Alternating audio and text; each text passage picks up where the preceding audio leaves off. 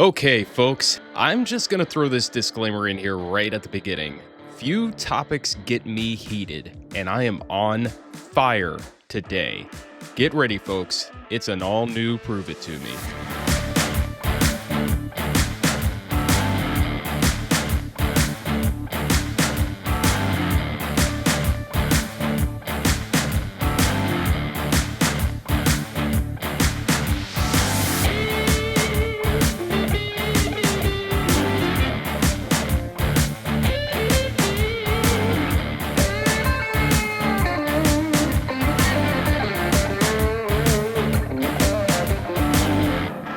Hello, everyone, and welcome to Prove It To Me. I'm your host, Dr. Matt Law. If I was indeed on a consistent release schedule at this point, you could argue that this episode is a week late. I have to be honest, I started writing this a month ago, and I had to walk away from it for a bit. This was a tough one for me to get through. This is about as controversial as I have dared to get so far. I'm going to create division. You are either going to love what I have to say, or you will hate me with every fiber of your being. At the end of this episode, you will either be a forever follower of the podcast, or you are going to block me on all platforms. I might even face some retaliation from the authors of the study I'm about to critique. That's okay. I'm ready for it. I probably deserve it. In the end, I came back to finish this episode and get it released just because I personally feel it's important that we look at these things thoroughly so we don't find ourselves moving in the wrong direction as researchers and as environmental health and safety professionals. So let's get into it.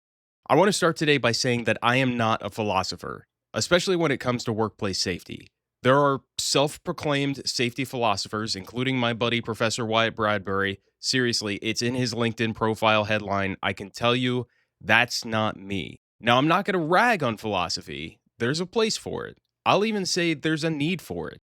Occasionally, if you get a few bourbons in me, I'll even dabble in it.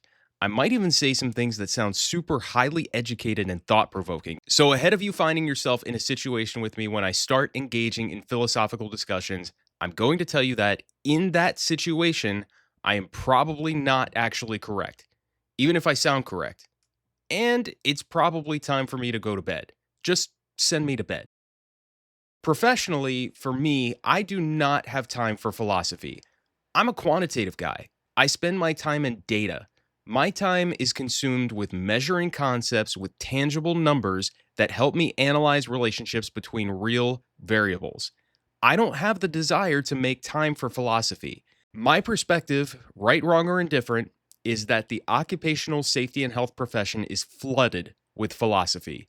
Everywhere you turn, it seems somebody has a big idea that challenges the way we do things. And honestly, that's great. Our workers are still getting hurt, we are still experiencing massive losses, and we are still seeing environmental disasters. We should be challenging the way we do things. So often, though, these big ideas are founded in little more than petty contrarianism rather than replicable evidence.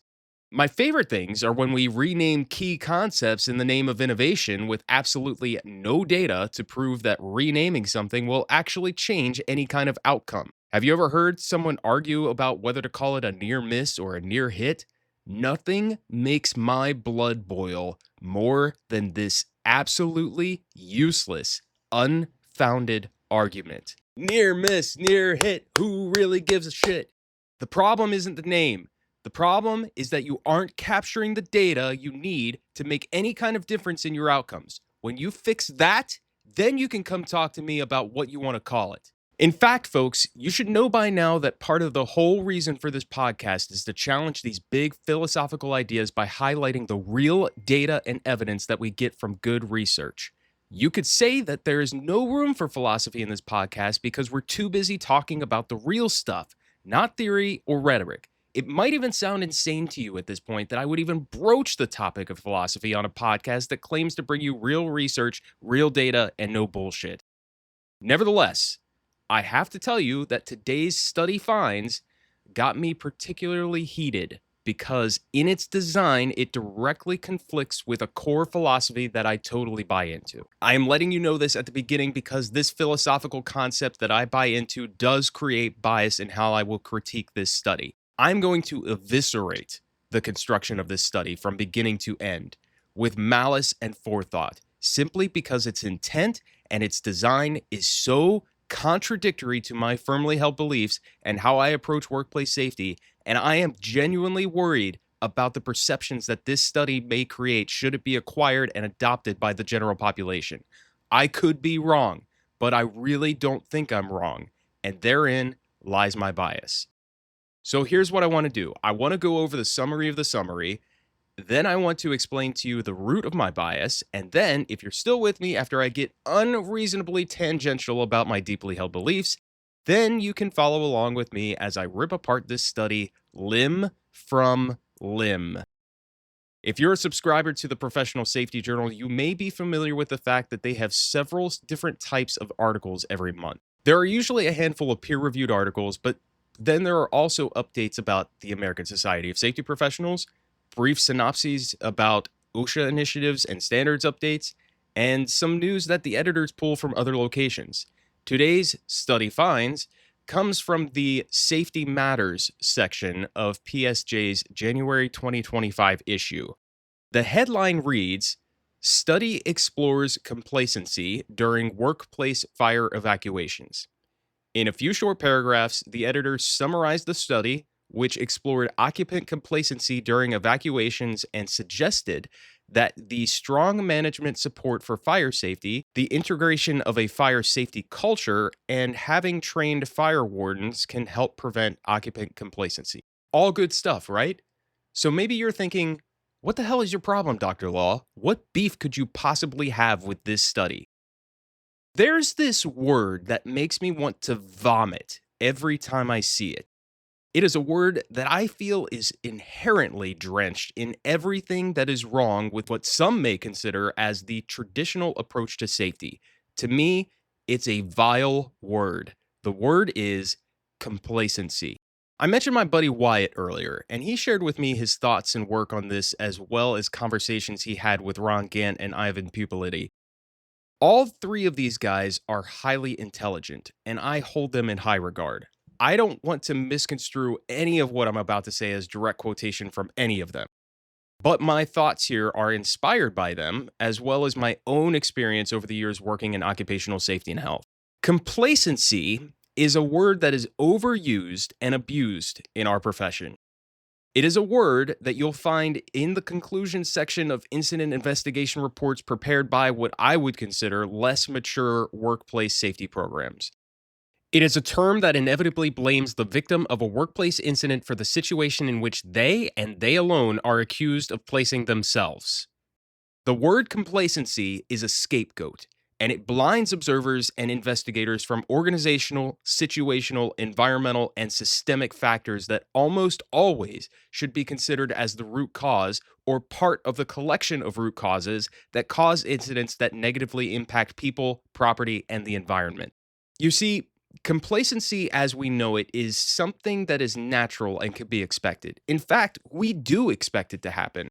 The Dreyfus mental model for skill acquisition walks through the stages of developing any type of skill, from novice to competence to proficiency to expertise and finally, mastery. If I'm oversimplifying this, I apologize, but it's for good reason. But at every advanced stage of skill acquisition or development, less mental power is needed for the basics.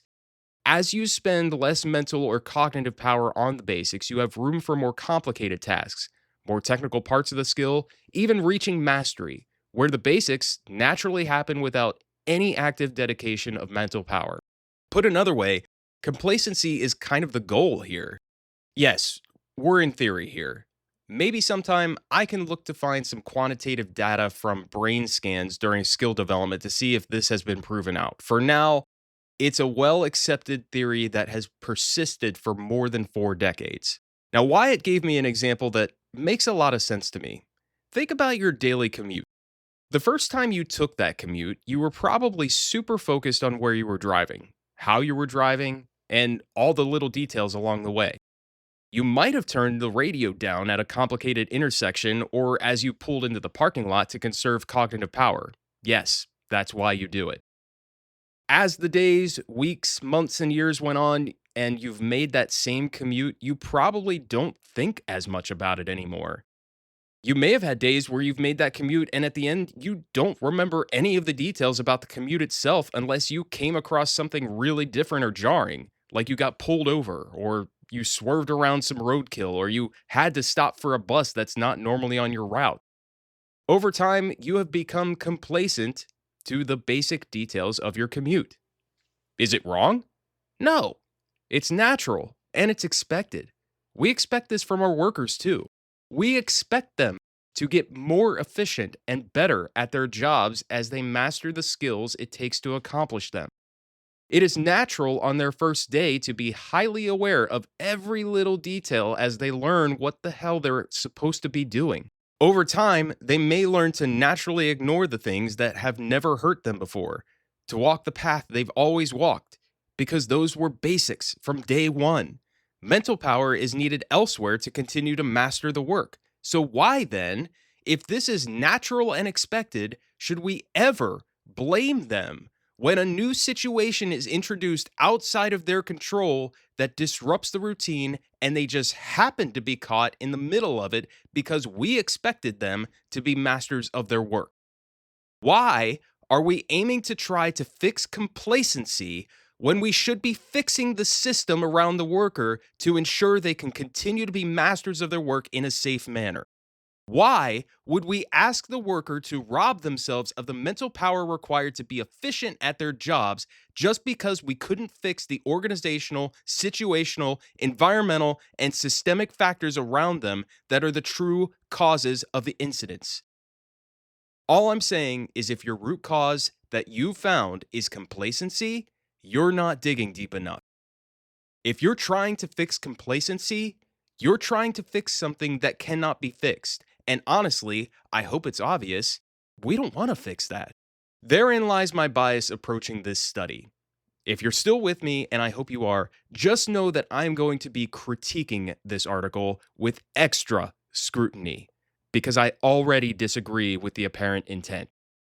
And I realize all of this gets me close to that realm of being a pundit with an opinion, but I really feel very strongly about this.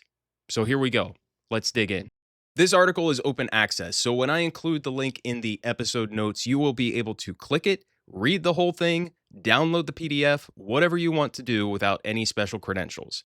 The article is titled Occupant Complacency in Workplace Fire Evacuations and published back in September 2024 in Humanities and Social Sciences Communications. To start, I can tell you the authors declared no competing interests and they did not receive any financial contributions for performing the research or writing the article. So, what really is the intent of this study? From the abstract, quote, this study addresses the hypothesis that if there is a clear definition of occupant complacency during workplace fire evacuations and control measures are developed, tested, and implemented, the risks of injury and death related to occupant complacency during workplace fire evacuations could be prevented or mitigated, end quote. I mean, that's not really how you construct a hypothesis, but okay. So the association we're looking for is between what? Having a clear definition of complacency as the independent variable and the ability to implement effective controls as the dependent variable? Ugh, okay. So normally when you construct a hypothesis for quantitative research, it is the positive response to the research question that goes something like this. Is there an association between X and Y? The hypothesis then goes, there is an association between X and Y. Or a different research question, what is the relationship between X and Y when controlling for Z? The hypothesis then is that there is a relationship between X and Y when controlling for Z. You'll also see a null hypothesis, which basically states that there is no significant relationship between X and Y. If there is an association, the correct way to state this is that the study rejects the null hypothesis. Or if there is not an association, you say the study failed to reject the null hypothesis. The reason for saying it this way is that without evidence to the contrary, the null hypothesis is always true, meaning there is no relationship between variables unless we have the data to prove it. Again, moving into the introduction section of the article, the authors state the paper will address the hypothesis that, quote, if occupant complacency during workplace fire evacuations is adequately defined and adequate control measures are developed and implemented, the risk of death or injury during fire evacuations can be prevented or mitigated. End quote. By wording the hypothesis in this way, absent of a research question to guide the hypothesis and null hypothesis, the authors are already assuming that there is a relationship, which arguably could create bias in the construction of the study. If you want a relationship to be there, if you assume the relationship is already there, you can absolutely construct your experiment to prove that the relationship is there, whether it factually is or not.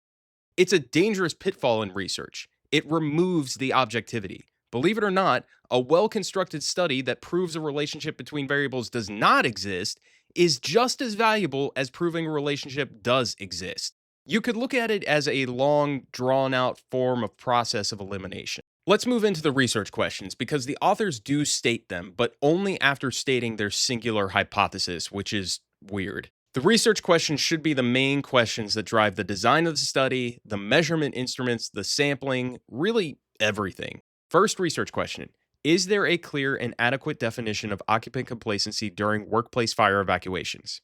Yeah, so no variables or relationships there, just a yes or no question, apparently. We're just rooting around to define a problem that we're absolutely sure exists, but we don't know what words to put to it. Fine. Second research question: are workers, upon receiving an alarm, complacent in their decision and behavior to immediately begin movement towards a safe location as described in previous literature? Oh, that's cool. That makes me think we're going to observe fire drills and measure the percentages of people in the building that comply with the alarm and how quickly they do so. That's promising. Let's move on. Third research question: what are the behaviors and conditions that are antecedents to occupant complacency during workplace fire evacuations? I gotta be honest, folks. I don't know what the hell we're doing here. Is this qualitative and not quantitative research now? Is it mixed methods? I did a quick search for those terms in the document. They don't exist in terms of describing the study. Also, now you're looking to find the precursors to complacency, but as indicated by the first research question, you may not even have a definition for complacency. Are we still constructing the definition with this question? Okay, finally, the fourth research question: what are the strategies to prevent occupant complacency during workplace fire evacuations? I'm not even gonna, yeah, moving on. So it looks like the authors created a survey based on these research questions, along with a review, statistical analysis, and evaluation of data that originally came from the Fire Risk Management Group report from the Institution of Occupational Safety and Health in 2023. I'm not going to go through the entire introduction here. The rest of this is basically the literature review that allows the authors to set up the problem. Some of this is about the fact that fires kill people. I mean, no one's going to deny that here. But it is important to restate these occurrences to show that we are trying to fix a real problem. It also turns out that there are quite a few previous articles that seek to define complacency and relate it to other factors, such as risk perceptions. Risk perceptions I can get behind. These are quantifiable. If you don't believe me, go read my doctoral research, which you can find at drmattlaw.com. There is one paragraph here that goes through a bunch of different definitions, including Merriam-Webster's 1999 Collegiate Dictionary, which states complacency is, quote, self-satisfaction, especially when accompanied by unawareness of actual dangers or deficiencies. Another article they found claimed that complacency should be framed as risk perception and risk tolerance, given that the underlying psychological mechanisms of these concepts are better understood and that the link between perceived risks and accidents is established. Great! Why didn't we just go with that? Nope, we want to attack complacency still. Anyway, moving on to materials and methods, the authors created an 8-question survey based on work conducted by Lipinski in 2021. Lipinski, by the way, suggested that complacency occurs when, quote, the employee is not taking risks seriously and takes for granted that an accident won't happen to them. The survey was distributed to a convenient sample of occupational safety and health and fire safety professionals through the web, LinkedIn, and through international OSHA and fire safety related instructions. Okay, stop.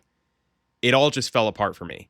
This is probably the absolute worst thing you could possibly do with this study. Safety professionals? We're not even observing actual behaviors or testing controls and interventions. We're asking safety professionals about complacency. You want to talk about response bias? God bless safety professionals. I'm one of them, but there's a reason I just had a tangent about complacency. It's because even safety professionals don't get this right.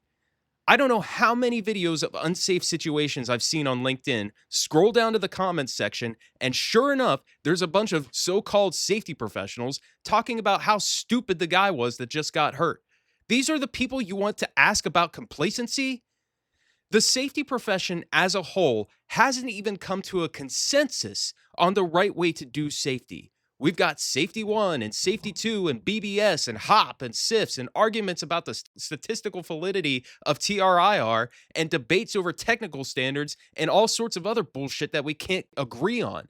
If we did, if we actually figured out the right way to do safety, we might actually start moving the needle on serious injuries and fatalities. Look, I get it. The safety profession is relatively young. We've got maybe a century of practice under our belts. We've got only half of that with any kind of regulatory standard in the US. Compared to medical, legal, and engineering professions that have been around for thousands of years, it makes sense that we haven't quite cracked the code yet to start making real advances. But now, just by handing this survey about complacency over to a bunch of safety professionals, not only are they going to tell you about their views of complacency, but you're pointing them in the wrong direction from the start.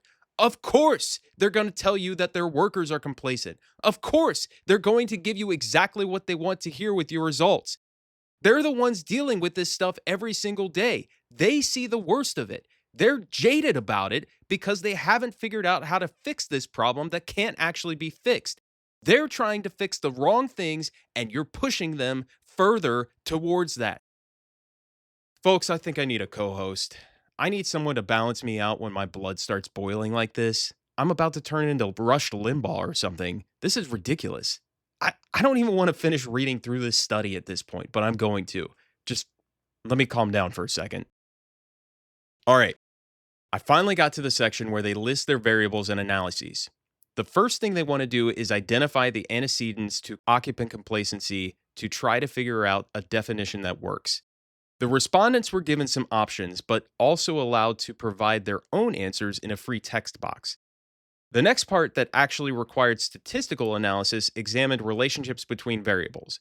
Independent variables included industry, country, and whether their role had fire safety responsibilities, and dependent variables included their success in strategies to avoid occupant complacency and whether complacency plays a role in delaying evacuation. So, what did they find? This is actually the section that gets a little complicated to sort out if you're not careful. There's the 8-question survey that went out to a convenient sample of safety professionals, and then there's the FRMG report dataset, and then there's the literature review. So, as far as the definition of occupant complacency goes, the authors solved that one themselves using the literature review. The definition is, quote, a delay in pre-movement time between the time an evacuation alarm is activated and when movement is started, end quote. And that's what they included in the survey to guide the question about the antecedents or precursors to complacency. I'm actually a little confused by that. A delay in pre-movement time? Is that really complacency?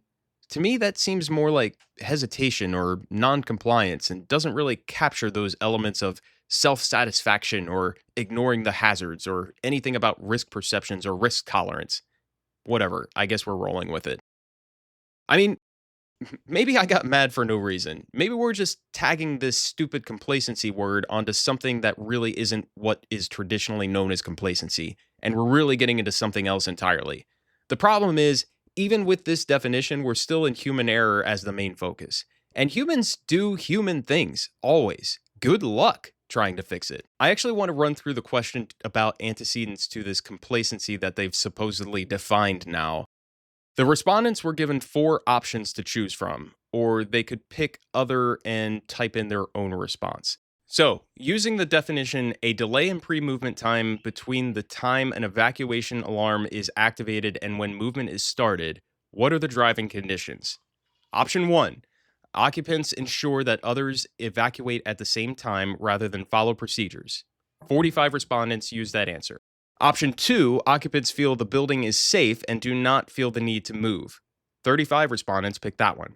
Option 3, occupants do not feel the risk is high enough to warrant evacuation. 54 respondents picked that answer. Option 4, occupants are apathetic. Ugh, gross word. 35 respondents used that one. Now, they grouped the other responses when respondents provided their own answers into 4 categories. Those were 1, ignore alarms/cues to act. That's 7 respondents. 2, inadequate training or awareness. 2 respondents. 3, lack of knowledge regarding procedures. 4 respondents there. And 4, false alarm or drill. 5 respondents. The authors said they also got a few positive responses, like no issues here. People tend to evacuate immediately. Our folks follow procedures, etc. Respondents were asked on a scale of 1 to 10 how often this complacency thing plays a role in evacuations. The mean score was 4.42. By industry, education/public services and fire services responders had the lowest score, which I guess is the best score, of 3.95. And construction had the highest score of 4.90, but there was no significant relationship between industry and the effect of complacency on evacuation. Then they were asked on a scale of 1 to 10 how successful they are in implementing strategies to avoid evacuation complacency. The mean score here was 6.36, with the highest score, which is now the best score, of 7.80 for oil, gas, chemicals, and mining, and the lowest score of 5.76 for construction. Finally, there was a free text answer to list up to 3 specific strategies to avoid complacency. Want to guess what the top one was? I'll give you a minute. What's the top answer to fix any safety incident ever in the history of mankind? You might find yourself aligning with 43.34% of responses here, with the top strategy being, wait for it, training, education, awareness raising, and communications. Wow. Imagine that. You want to fix human error? Train them. They messed up? Train them again. Keep on training till the cows come home. All right, what else do we have here? Evacuation drills at 20.96%. Evacuation plans, procedures, and maps at 11.61%. Fire wardens at 7.65%. And management role and policy tied with enforcement and disciplinary procedures at 4.53%. If you're following along, this is all in Table 5 of the study article. To no surprise, certainly not surprising to me, very few of these respondents prioritized testing the fire alarm system, limiting nuisance alarms, or housekeeping. You know, all of those things that are systemic, controllable, and have greater impacts to controlling human error? Nah, not a priority. Pfft. So then this study gets into the FRMG data. And I think this is where I've been confused the whole time. Again, this study has several different elements to it to try to answer all of their research questions and address their hypotheses. Let me try to straighten this out now while we have a minute. We had a literature review so the authors could define complacency. That literature review also included the FRMG report, which again stands for the Fire Risk Management Group of the Institution of Occupational Safety and Health. Then we had this survey created by the study authors that went out to a convenient sample of safety and fire risk management professionals to gather information on the antecedents or precursors to complacency. Then finally, they dug into the FRMG data to try to find additional significant relationships there. And this data supposedly includes responses from all types of folks, not just safety and fire risk management professionals. I get the motivation for doing it this way, but the problem is that you can't make this any clearer than a pile of mud. It's a mess. You can't mix different data sets for analysis. They didn't do that, but they're bringing in all of these different sources of information to try to answer questions within one study. It's just messy, and I don't like it. I'm sorry. So they did a whole bunch of tests here, but I'm going to focus on the significant findings. First, they found a statistically significant relationship between the number of hours of emergency evacuation training over a 3-year period and the perception of concern and commitment of the company manager about fire drills. So more training equals I feel that my manager is committed to fire safety. Okay. Second, a statistically significant relationship between industry and the amount of evacuation training. Energy, engineering, and waste management had the least amount of training, and chemicals, oil, and gas had the most amount of training. Third, a statistically significant relationship between how respondents rated fire safety on their worksite and how many hours they spend in evacuation training. More hours equals I think my worksite is safe. Finally, older respondents are more likely to evacuate on the first cue based on self reported outcomes. Now, I don't normally get into the specifics of statistics here, but something stuck out to me. I don't have the data set in front of me, obviously, but the authors state that they used ANOVA tests. ANOVA stands for Analysis of Variance, and there are different types of ANOVAs, and are usually one of the more simple but solid ways to test correlation when you have quantitative variables. However, a lot of these tests have categorical variables, like industry or country, where there's no particular order to them. For these types of variables, especially if they're the independent variables, you should be using a regression test, like multiple linear regression or multiple logistic regression. And you'll probably see an ANCOVA in there, analysis of covariance, not an ANOVA. The statisticians can argue with me on this if needed. I like to think I know my correlation tests, but I have been wrong before. Then we get to this validation section. This is the section that actually made me simultaneously facepalm and laugh out loud. I'm sorry, it did, but I have to explain why. Do you remember the definitions of reliability and validity that I provided in the first episode? If not, let me explain those very quickly. Validity is the degree to which a study accurately measures what it sets out to measure. Reliability, on the other hand, is the extent to which a study consistently yields the same results when repeated. You're going to hear me use the word instrument here. When I say instrument, I'm talking about the thing that is used to measure. In this case, we're talking about the survey. Every instrument used in research should be tested for both validity and reliability. That's how we know we are getting the results we set out to measure, and those results are less likely to be influenced by other factors such as various forms of biases and confounding factors. Think of it like tuning a guitar or timing an engine or setting your watch. If you don't do these things, your outcomes are off. Your guitar plays the wrong notes, your engine misfires, and you're 15 minutes late for the important meeting. Making sure a research instrument is valid and reliable is crucial to good research. So, especially when you use a quantitative instrument, something that gives you a score or a number as a measurement, there are quantitative tests you can use for both validity and reliability.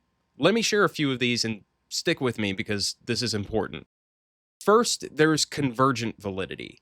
Convergent validity tells you how closely two tests that measure the same thing are related. Let's say one test is a survey where someone tells you how sad they are, and the other test is I observe how sad they are by watching them. I do that multiple times with multiple people, and if I have a statistically significant correlation between the scores of the two different tests, then I have strong convergent validity. You can even do this within the same instrument if you have two data points that measure the same thing.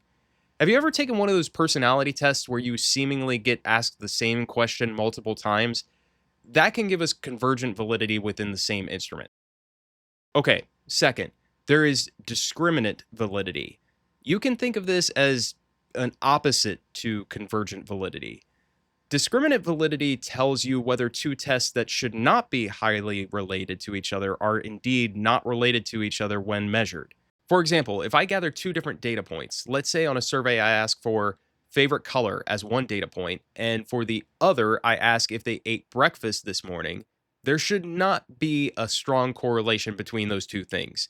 If my test says there is not, then I have good discriminant validity. Lastly, for validity, you have criterion validity, also called criterion-related validity.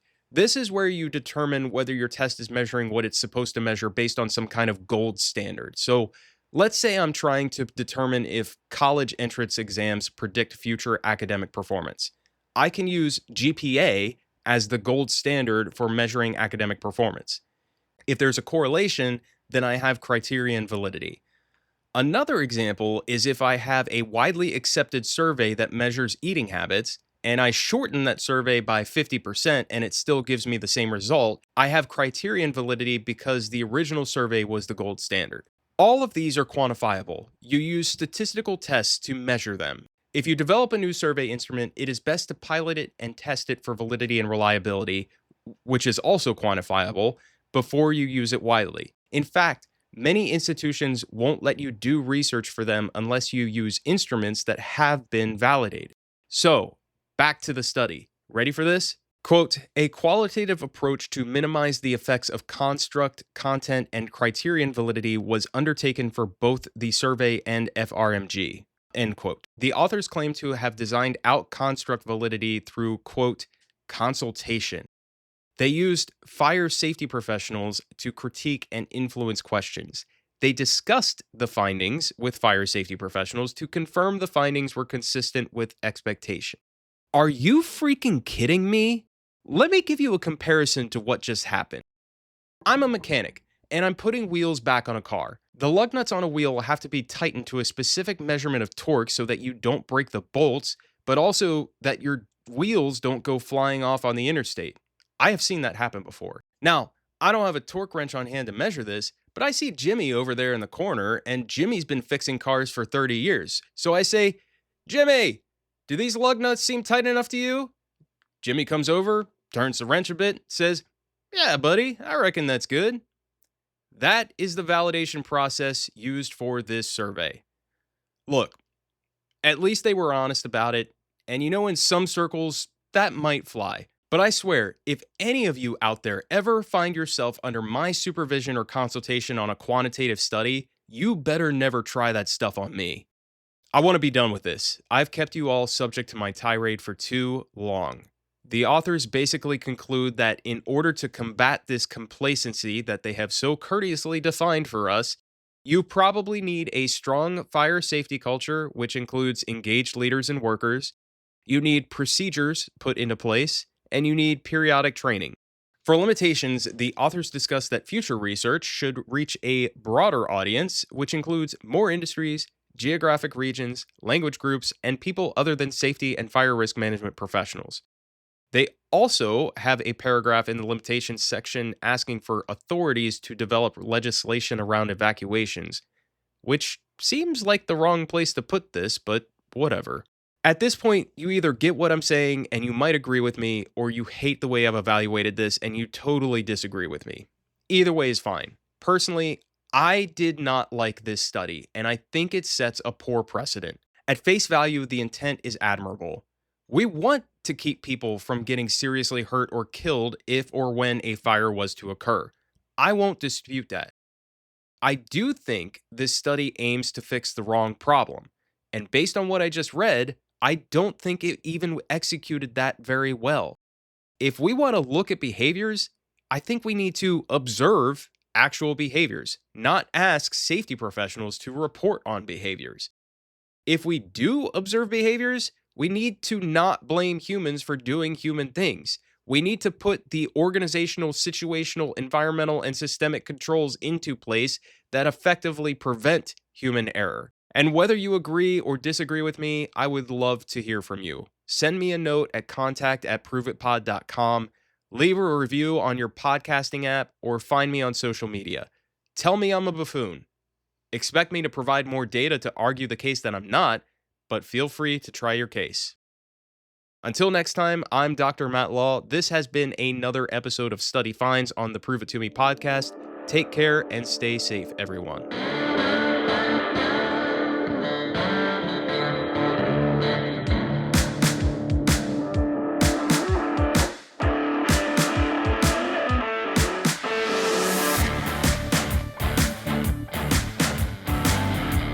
Prove It To Me is produced by me, Matt Law. Original music by Wes London. You can find this podcast on Podbean, Apple Podcasts, Spotify, YouTube, Amazon Music, and iHeartRadio. Like what you've heard so far? Please like, subscribe, and follow wherever you get your podcasts, and leave a 5-star review on Apple Podcasts. Got questions about what we talked about or research that you want to share? Send an email to contact@proveitpod.com. The views and opinions expressed in this podcast are those of the host and its guests and do not necessarily represent the official position, opinion, or strategies of their employers or companies. Examples of research and data analysis discussed within this podcast are only examples. They should not be utilized in the real world as the only solution available, as they are based on very limited, often single use case, and sometimes dated information. Assumptions made within this discussion about research and data analyses are not necessarily representative of the position of the host, the guests, or their employers or companies. No part of this podcast may be reproduced, stored in a retrieval system, or transmitted in any form or by any means, mechanical, electronic, recording, or otherwise, without prior written permission of the creator of the podcast. The presentation of the content by the guests does not necessarily constitute an active endorsement of the content by the host.